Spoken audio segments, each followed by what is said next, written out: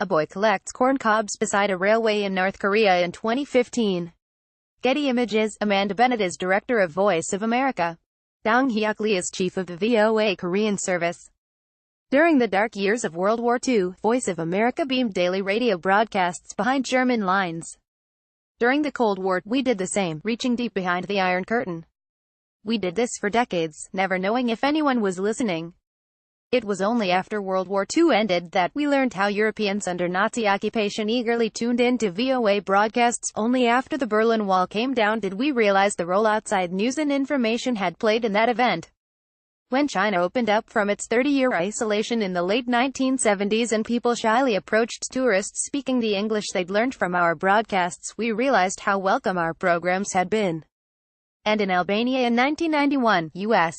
government observers paying a state visit for the first time ever were shocked to realize that its citizens, locked tightly away by the Hoxha communist regime for more than 35 years, could easily recognize one VOA Albanian language broadcaster by the sound of his voice, as they had secretly been listening to him for years.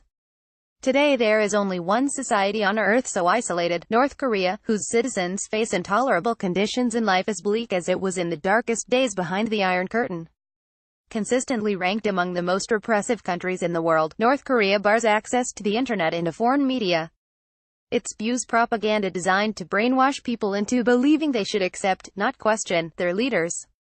Contact with the outside world can result in detention, forced labor, torture, or even execution.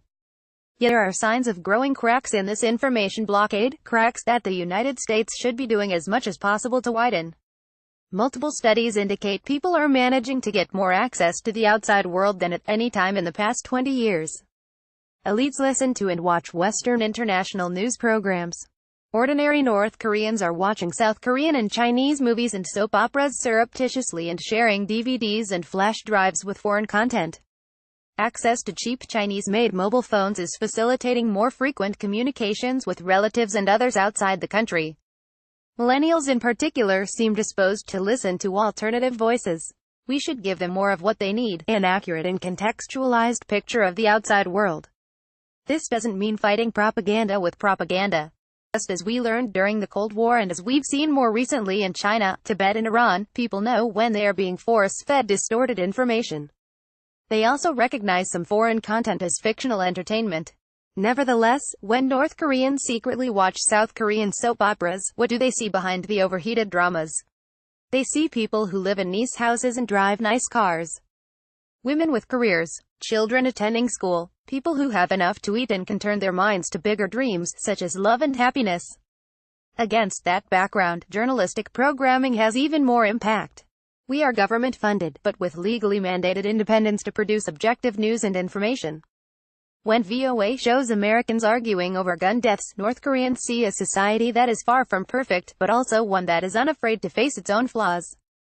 A society in which people stand up for what they believe in and openly fight things they think are wrong. The North Korean regime spreads stories of the deprivation and abuse suffered by those who leave North Korea, asserting that Koreans in the United States are treated as servants. Yet anyone watching VOA's YouTube profiles of the lives of ordinary Koreans living in Palisades Park, NJ, can see that they have jobs they are proud of. That life in the United States can be hard, long hours, tough work, a struggle to understand an alien language and culture, and sometimes disappointment and failure, but that life here also allows people to pursue their own dreams, from starting a restaurant to becoming a cop. If dictators didn't fear such information so much, why would they try so hard to block it? Soviet leaders spent more money on jamming U.S. international broadcasts than the West spent on transmitting them. After the wall came down in Berlin, Lech Walesa of Poland and Václav Havel of the Czech Republic verified VOA's impact and praised the United States for providing not only information but also hope. Now, as the world's eyes are once again focused on North Korea, as U.S.